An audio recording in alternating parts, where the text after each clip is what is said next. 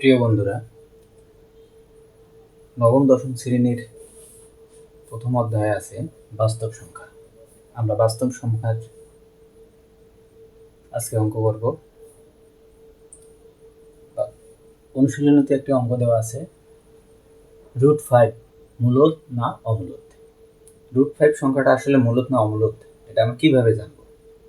তবে বাস্তব সংখ্যার কিছু শ্রেণী বিভাগ আছে, তার মধ্যে হলো পূর্ণ সংখ্যা, ধনাত্মক সংখ্যা, ঋণাত্মক সংখ্যা, ভগ্নাংশ সংখ্যা, মূলদ সংখ্যা, অমূলদ সংখ্যা। এগুলো বইতে সংজ্ঞা আকারে সুন্দরভাবে দেয়া আছে, তোমরা সংজ্ঞাগুলো জেনে নিবা। আচ্ছা চলো এখন আমরা শুরু করি। √5 মূলদ না অমূলদ? √5 এখানে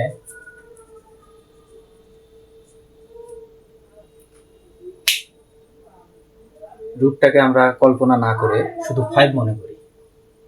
5 এর ছোট একটা সংখ্যা নেই 4, বড় একটা সংখ্যা নেই 9। এখানে 4 এবং 9 কেন নিয়েছি? যেহেতু রুট আছে, এমন দুটি সংখ্যা নিয়েছি, ছোট সংখ্যাটা এবং বড় সংখ্যাটা, যাদেরকে রুট করলে পূর্ণ সংখ্যা পাবো।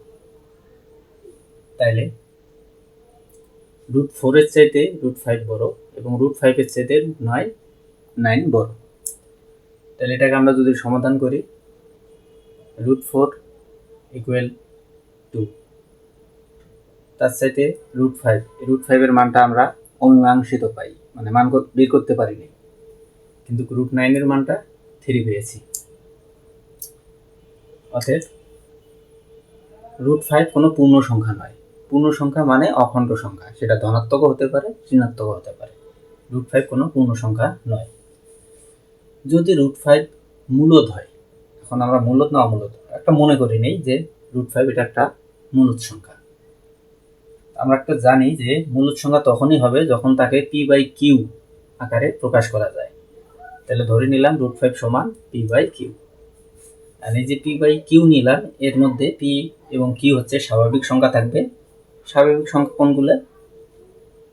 স্বাভাবিক সংখ্যা হলো 1 2 3 4 5 6, এভাবে যতগুলো সংখ্যা হবে সব স্বাভাবিক সংখ্যা। সেটা ধনাত্মক হতে পারে, ঋণাত্মক হতে পারে। তবে মূলদের যে একটা শর্ত, যে সেটাকে p/q আকারে প্রকাশ করা যাবে এবং এখানে q এর মানটা 0 হবে না এবং q এর মান 1 এর চাইতে বড় হবে এবং এরা পরস্পর সহমৌলিক হবে। সহমৌলিক কি?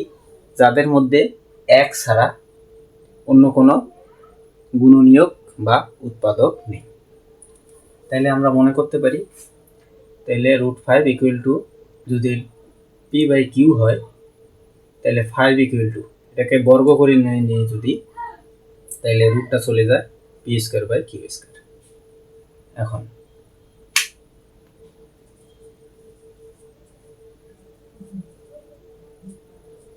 বর্গ করে নিলাম।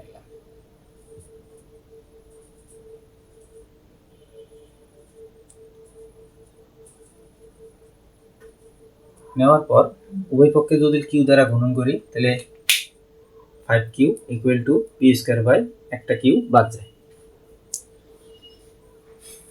এখন আমরা স্পষ্টভাবে দেখতেছি 5q যে এটা একটা সংখ্যা, এটা একটা পূর্ণ সংখ্যা, এটা কোনো অখণ্ড সংখ্যা না।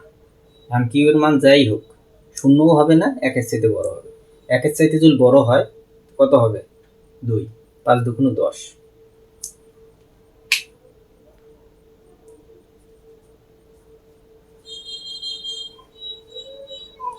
এটা কি হইতেছে? একটা পূর্ণ সংখ্যা হইতেছে, এটা পূর্ণ সংখ্যা। কিন্তু p²/q পূর্ণ সংখ্যা নয়। আমরা যদি 2 ধরি, মানগুলো বসে যদি দিই, শুধুমাত্র যদি 1 দেই, p² এর মান 1 দিলে 1, q এর মান 1, তাহলে এখানে ভাগফলটা p²/q এর মান সমান বাইরে হইতেছে কত? 1। 1 পূর্ণ সংখ্যা নয়, কারণ আমরা আগেই বলেছি যে এগুলো সহমৌলিক। সহমৌলিক মানে কি? 1 ব্যতীত অন্য কোনো নাই। যেহেতু 1 ছাড়া অন্য কোনো নাই, কিভাবে বুঝবো? যদি 2 থাকে, তাহলে 2²/2, 4/2 সমান 2। এটা ভাবতে পারো, কিন্তু আমরা আগেই তো বলে দিছি যে 1 এর চাইতে বড় হবে কিন্তু 0 হবে না।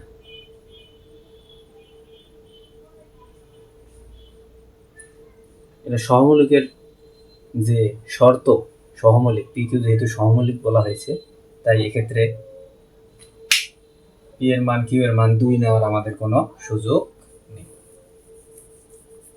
তাহলে এটাই বোঝা যাইতেছে যেহেতু পি এবং কিউ স্বাভাবিক ও সহমৌলিক,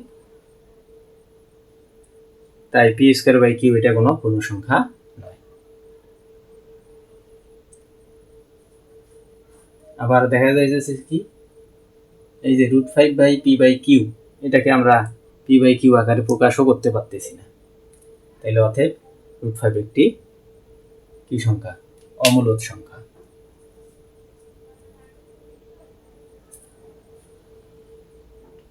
আশা করি বুঝতে পারছো। অনুরূপ আরেকটি অঙ্ক করার চেষ্টা করি।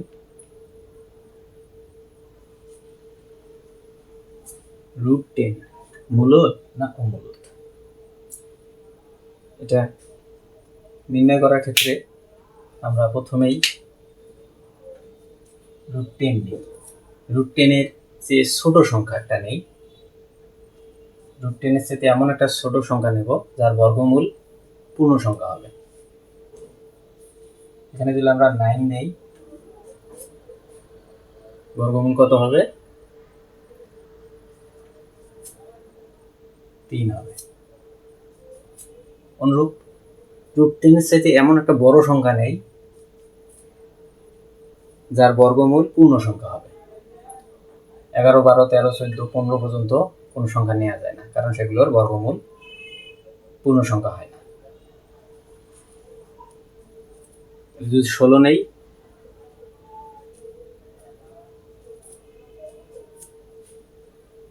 বর্গমূল কত হয়? 4। এখন কথা হচ্ছে, তাহলে এই যে √10 এটা 3 এর চাইতে বড় এবং 4 এর চেয়ে ছোট। 3ও পূর্ণ সংখ্যা, 4ও পূর্ণ সংখ্যা, কিন্তু এই দুই সংখ্যার মাঝামাঝি হবে √10 এর মান। আচ্ছা, ধরি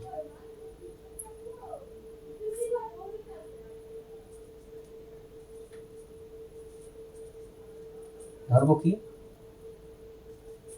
√10 সবাই সমান পি বাই কিউ।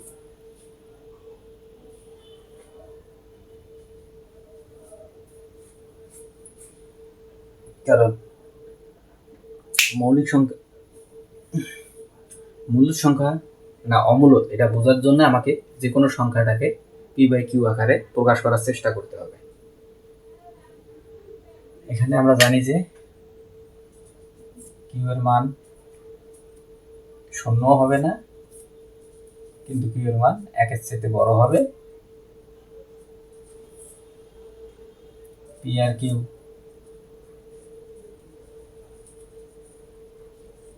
সহমৌলিক ও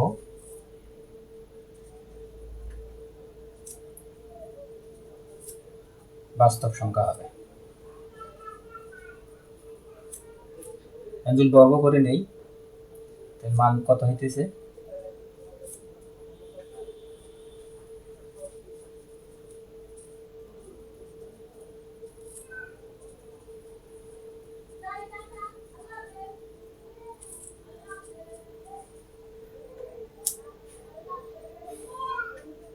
উভয় পক্ষে যদি কিউ দ্বারা গুণন করে নেই,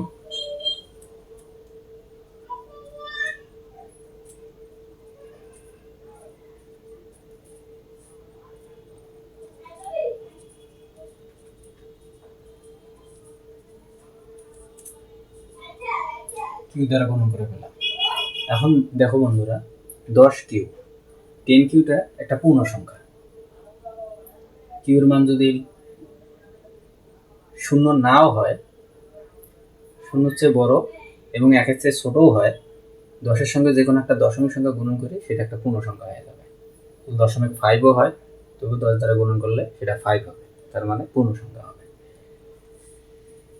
কিন্তু এখানে এই যে পি স্কয়ার বাই কিউ, এটা কোনো দশমিক সংখ্যার বর্গ করি, তাকে যদি কোনো দশমিক সংখ্যা দ্বারা ভাগও করি, তাহলে আমরা ভাগফলটা পূর্ণ সংখ্যা পাবো না। তাহলে বলতে পারি কি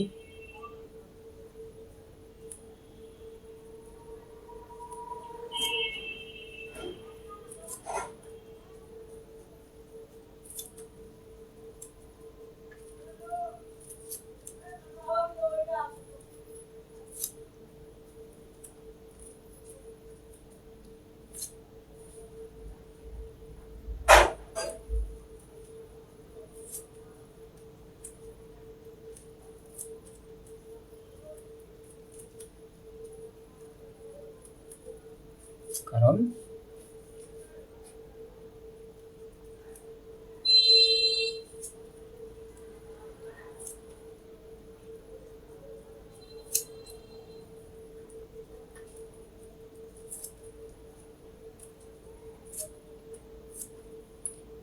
পি ও কিউ পরস্পর সহমৌলিক ও Q is not equal to 0, Q একের চেয়ে বড়। তার মানে কি √10 কে পি বাই কিউ আকারে প্রকাশ করা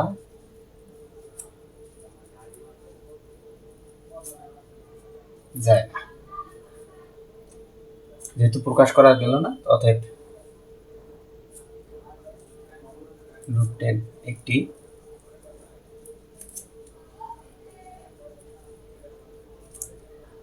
অমূলদ সংখ্যা। একটা সহজ কথা মনে রাখতে হবে,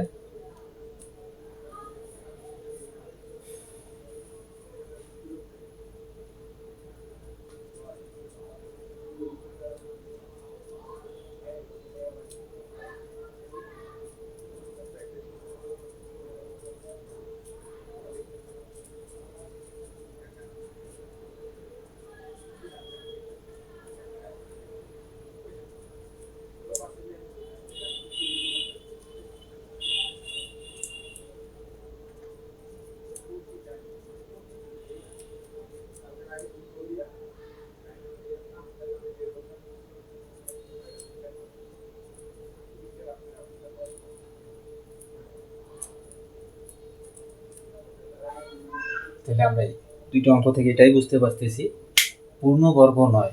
ওখানে আগের অঙ্কে √5 এটাকে পূর্ণবর্গ করা যায়নি, এবার এখানে যে 10 এটাকেও পূর্ণবর্গ করা যায় না। তার মানে 10 পূর্ণবর্গ সংখ্যা নয়। এই সংখ্যাগুলোকে যদি আমরা বর্গমূল করি তাহলে এর বর্গমূলটা সবসময় কি হবে? অমূলদ সংখ্যা। এক কথায় পূর্ণবর্গ নয় এরূপ যে কোনো সংখ্যার বর্গমূল সবসময় মূলদ সংখ্যা হয়। আজ এই পর্যন্ত।